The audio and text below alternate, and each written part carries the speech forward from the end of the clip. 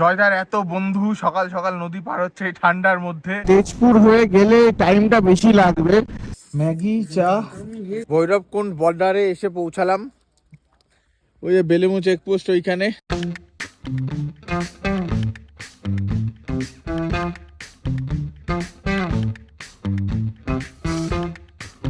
মনে হলো ফ্রিজ থেকে বার করে ডিরেক্ট কে উনুনে ঢুকিয়ে দিল।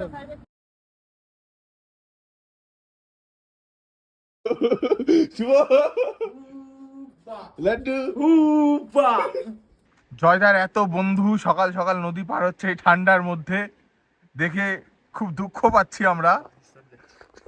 জয়দার এত বন্ধুরা সব সকাল সকাল পাকিস্তান যাচ্ছে, আর কিছু বলার নেই। জয়দা আমার উচিত, জয়দা কোথায়? জয়দার উচিত গিয়ে ওদের হেল্প করা, ওর বন্ধুদের, তাই তো?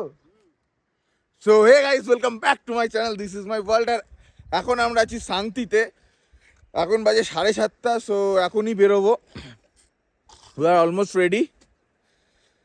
বেরিয়ে আজকে টার্গেট আছে গৌহাটি, জানি না কমপ্লিট হবে কি হবে না গৌহাটি।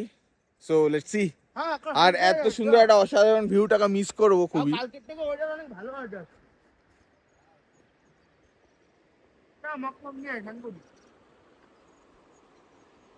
এখন বাজে 15টা, এখন বেরোলাম আমরা। আজকের টার্গেট আছে অনেক দূরের, বাড়ি যেতে হবে, একটু ইমার্জেন্সি পড়ে গেছে আমার, সেই কারণে। দেখা যাক কত দূর যেতে পারি আজকে।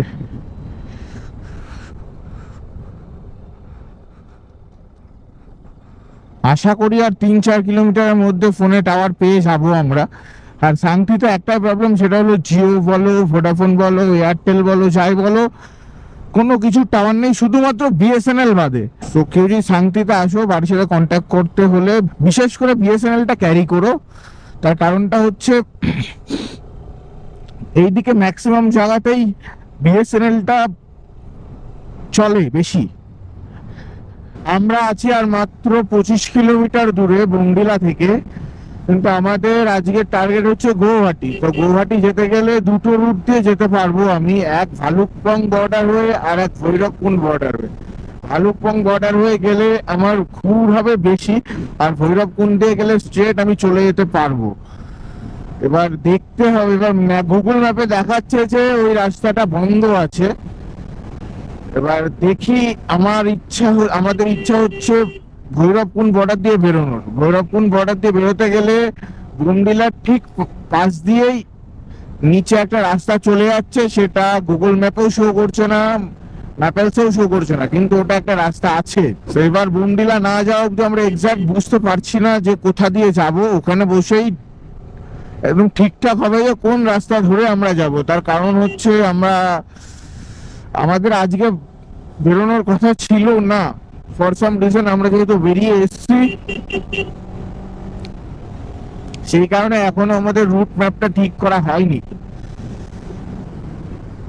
বংডিলা গিয়ে একবারে ব্রেকফাস্ট করে তারপরে রুট ম্যাপটা ঠিক করব। ওফ,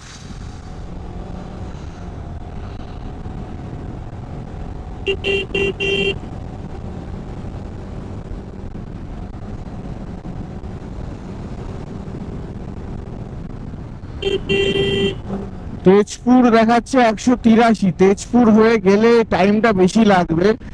তেজপুর হয়ে যাওয়ার ইচ্ছে নেই, আসাম তেজপুর হয়ে যাওয়ার ইচ্ছা নেই, ভৈরবকুণ্ডে যাওয়ার ইচ্ছা। বংডিলা বাকি আর মাত্র 8 কিলোমিটার। কিন্তু এখন বাজে 11টা, আর এখন আমরা বোমডিলা এসে পৌঁছালাম। কোনো মতে অল্প করে চা খেয়ে বেরিয়ে যাবো এখান থেকে। এইখানে এসে ব্রেকফাস্ট করছি, ম্যাগি চা। টেঙ্গা থেকে যদি বাদিকে নিয়ে নি ভুল করে, তাহলে ভালুকপং বর্ডার দিয়ে তেজপুর হয়ে তারপর যেতে হবে গৌহাটি। আর টেঙ্গা থেকে ডান দিকে নিচের দিকে নিয়ে নিলে আবার শেরগাঁও হয়ে ভৈরবকুণ্ড হয়ে তারপর আমরা গৌহাটি পৌঁছাতে পারবো। সো আমাদের টেঙ্গা থেকে ডান দিকেই নিতে হবে। বংডিলা থেকে এলে সোজা চলে গেলে চলে যাবে তুমি তেজপুর ওই রাস্তা দিয়ে, আর এইখান তো গৌহাটি যাওয়া যাবে। আমরা গৌহাটি এখান দিয়ে গেলে 256, আর ওই তেজপুর হয়ে গৌহাটি গেলে পরে 356। সো 100 কিলোমিটার এইখান দিয়ে গেলে আমি সেভ করে নিতে পারবো শেরগাঁও ভৈরবকুণ্ড হয়ে গৌহাটি ঢুকতে, আর ওখান দিয়ে গেলে অনেকটা টাইম লাগবে। তো সেই কারণে আমরা চুজ করলাম যে ভিতর দিয়েই যাব, ভিতর দিয়ে গেলে আমার টাইমটা যথেষ্ট পরিমাণে কম লাগবে।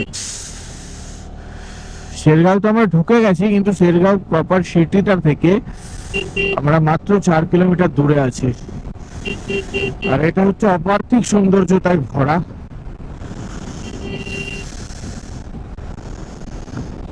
উফ ভাই, রাস্তা তো ভাই দারুণ রাস্তা, কিন্তু মনে একটা ভয় লাগছে, কারণ এর আগে 3-4 বার পিছনের টায়ার ফাট করে স্কিড মেরেছে লিন নেওয়ার সময়। তো দাঁড়িয়ে হাওয়াটা একটু কমালাম, তাও মনে হচ্ছে কনফিডেন্সটা পাচ্ছি না প্রেশারটা চেক না করা অবধি, টায়ার প্রেশারটা চেক না করা অবধি মনে সেই সাহসটা পাচ্ছি না যে এইসব লিন শুয়ে দেবো, সেই সাহসটা এখনো অবধি পাচ্ছি না। চলো দেখা যাক শেরগাঁও সিটিটা আসুক।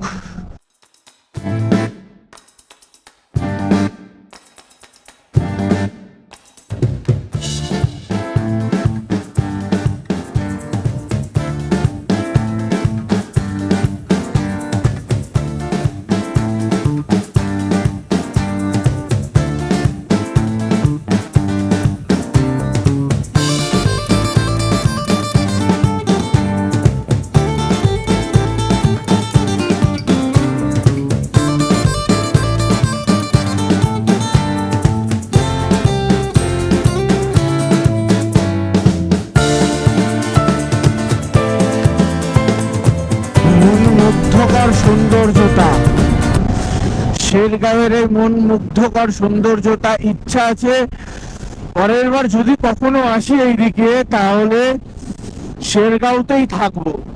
আমরা এখন আছি বেলেমু থেকে 37 কিলোমিটার আগে। তো কয়েকজনের কাছে শুনলাম, তারা বলছে যে ভৈরবকুণ্ড নাকি 70 কিলোমিটার এখনো, এখনো নাকি 1-1.5 ঘন্টা লাগবে। 1-1.5 ঘন্টা ভৈরবকুণ্ড যাবো, ভৈরবকুণ্ড থেকে আবার গৌহাটি। বাবা ভাই ভাই ভাই ভাই ভাই, আমি শুধু ভাবছি তাই, একটু বেশি হয়ে যাবে আই থিঙ্ক। চাপে পড়ে গেলেও যেতে পারি, লেটস সি, কি আর বলবো। আমি এখন সামনে আছি, অভি, জয়, লাড্ডু এরা সবাই পিছনে আছে আমার থেকে, ওরা মিনিমাম 3-4 কিলোমিটার পিছনে আছে। তার কারণটা হচ্ছে ওরা দাঁড়িয়েছিল চা খেতে, আমি বললাম যে ভাই চা খাবো, কিন্তু চা পেলাম না ওই দোকানে, আমি বেরিয়ে আসলাম। তো জয় বললো দাঁড়া একটু, ওখানে জয় দাঁড়িয়েছে, তো সেই কারণে আমি বেরিয়ে আসলাম। আমার ঘুম ঘুম পাচ্ছে, আমিও চায়ের খোঁজেই আছি, কিন্তু বিশ্বাস করবে না 20-25 কিলোমিটার হয়ে গেল, আমি চায়ের দোকান খুঁজে পাচ্ছি না একটা। ভাই ঘুম তো আমার অনেকক্ষণ ধরেই পাচ্ছে, কিন্তু ভাবছি যে একবারে বেলামু চেকপোস্টে গিয়েই দাঁড়াবো, বেকার তার আগে দাঁড়িয়ে লাভ নেই। কারণ আজকে যেহেতু অনেকটা বড় রাইড আছে, অ্যাজ এ পাহাড় তুলনায় আজকে ডিস্টেন্সটা অনেকটাই, জানি না কমপ্লিট করতে পারবো নাকি বা যেতে পারবো নাকি একবারে। এটা নর্মাল হলে ইজি ছিল ডিস্টেন্সটা, কিন্তু পাহাড় তুলনায় ডিস্টেন্সটা অনেকটাই, মানে অনেকটাই। সো দেখি, বেলামু আছে আর মাত্র 10 কিলোমিটার। সো মেবি বেলামু যে একটু রেস্ট নিতে হবে, তখন থেকে কন্টিনিউয়াসলি গাড়ি চালিয়ে যাচ্ছে, এখনো দাঁড়ায়নি। সেই রাইড শুরু করেছিলাম বোমডিলা থেকে। আমরা কি অরুণাচল থেকে একবারে গোয়ায় চলে আসলাম? চারিদিকের আবহাওয়াটা দেখে তো তাই মনে হচ্ছে। ও এটা সুপুরি গাছ না? ঠিক ঠিক, আমার দেখে কেমন নারকেল গাছ মনে হচ্ছিল। আর 4 কিলোমিটার আছে মাত্র বেলামু চেকপোস্ট, তারপরে ভৈরবকুণ্ড বর্ডার।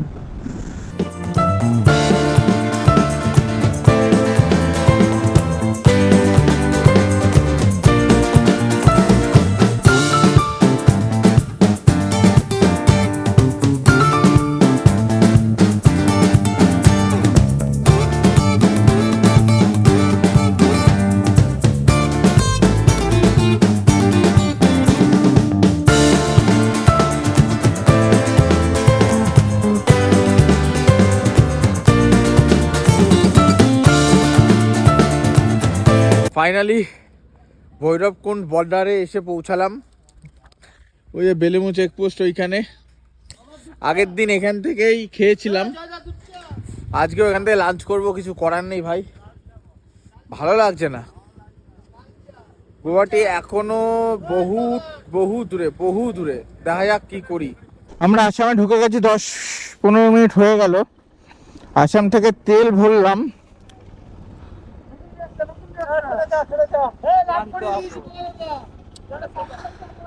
আসাম থেকে তেল ভরলাম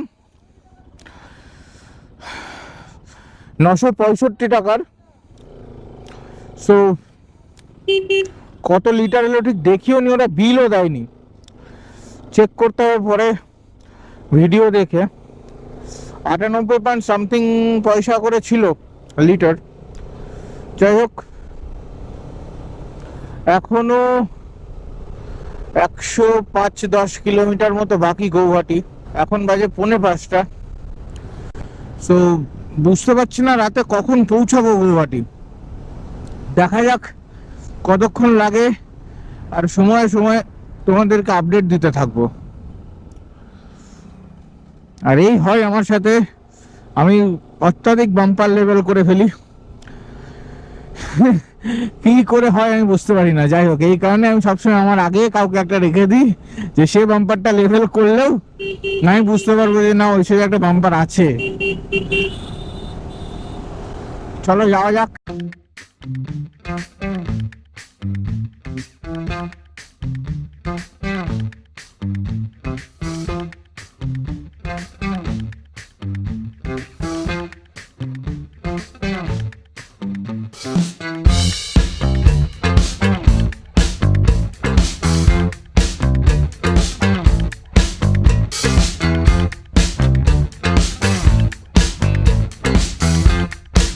অ্যাকচুয়ালি ব্যাপারটা হচ্ছে অনেকক্ষণ ধরে গাড়ি চালাতে চালাতে পিছন ব্যথা হয়ে গেছিল, ওই কারণে গাড়ির উপর উঠে একটু লাফালাফি করছিলাম, নাচানাচি করছিলাম, কি আর করব, বোর হচ্ছিলাম তো ওই কারণে। সন্ধে সন্ধে ভাব একটা তো ট্রানজিশন ব্রেক অবশ্যই দরকার।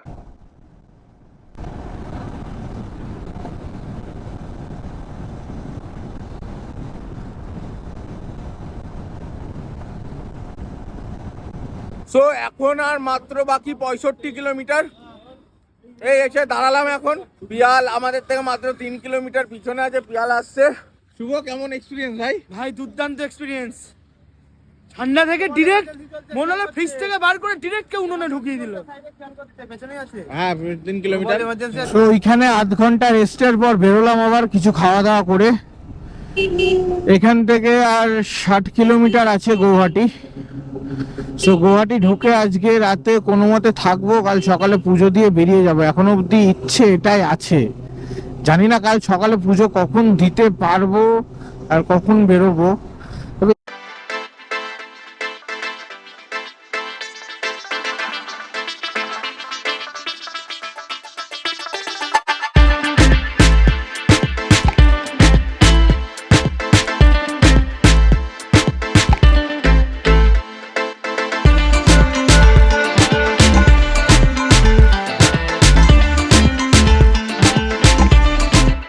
আমরা যে হোটেলটা অনলাইনে দেখেছি সেই হোটেলটা থেকে আমরা মাত্র 4 কিলোমিটার দূরে আছি।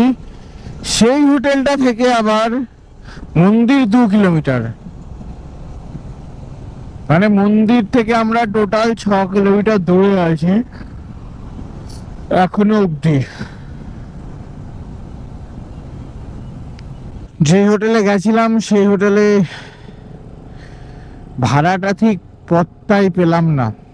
হোটেলের ভাড়াটা একটু বেশি এক্সপেন্সিভ বলছে, তার সাথে সাথে সেই হোটেল থেকে মন্দিরের ডিস্টেন্সটাও একটু বেশি। সেই কারণে এখন যাচ্ছি পল্টন বাজারে। পল্টন বাজারে 2-3টে হোটেলের খোঁজ পেয়েছি, যেই হোটেলগুলো এই হোটেলে আগের হোটেলের তুলনায় অনেকটাই সস্তা। ওরে বাবা, এদিকে তো পুরো শুনশান, এখনো ভাই রাত 10টাই বাজেনি ভাই, পুরো শুনশান। গরমকাল তো পড়ে গেছে, যেখানে ছিলাম সেখানেও তো গরম নেই, কিন্তু এখানে তো গরমকাল পড়ে গেছে। তো তারপরেও এত শুনশানের কারণ বুঝতে পারছি না। আশা করি পল্টন বাজার গেলে হয়তো জ্যামের ইয়েটা বাড়বে। কেন জানি না মনে হচ্ছে উভি আমাদের একই জায়গায় ঘোরাবে, আবারও সে নেপালের মতো। বুঝতে পারছি না কি হতে চলেছে, দেখা যাক কি হয়।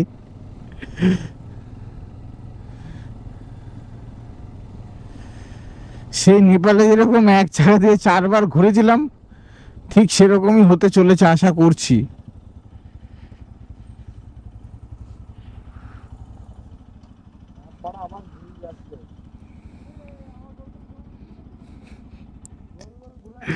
আমি এক্ষুনি বললাম যে কেন যায় না মনে হচ্ছে ওই আবার সে নেপালের মতো ঘোরাবে। কে বলেছে ভাই পল্টন বাজার ফাঁকা? এখন বাজে রাত 10টা, এখনো গম গম গম গম করছে লোকে, চারিদিকে লোকে লোকারণ্য। কে বলেছে পল্টন বাজার ফাঁকা? এ বাবা রে বাবা, কি বলছে এই রাস্তায়?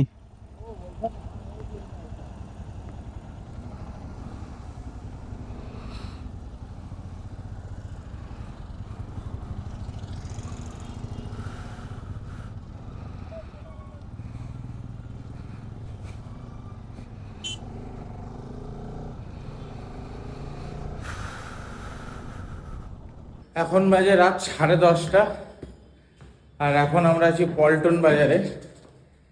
এখনো ঘরের খোঁজ চলছে, এখনো মন মতো ঘর পাইনি, আর ঘর একদমই ছোট বলতে গেলে।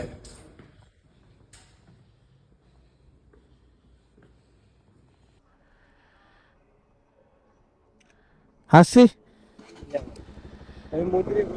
হ্যাঁ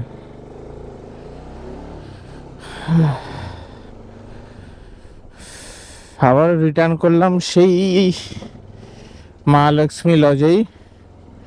তার কারণ আছে কিছু, সেটা না হয় যদি কখনো সুযোগ হয় তখন বলবো। পল্টন বাজারে থাকলাম না ইচ্ছা করেই, টোটালি এক্সস্টেড ভাই। রাত 11টা বাজে, এখন আবার রিটার্ন করছি সেই হোটেলে ভাই।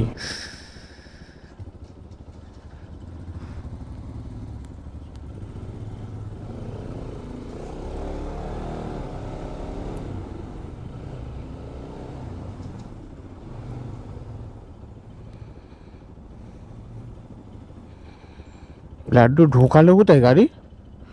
উড়ি শালার হনুমান, তুই কোথায় তুলে দিচ্ছিলি? পার্কিং এটা? এটা পার্কিং ভাই?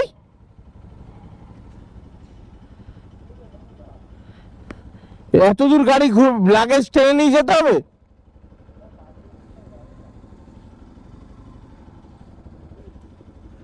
লাগেজ এত দূর টেনে নিয়ে যেতে হবে? ও, জায়গা আছে তাহলে ঠিক আছে।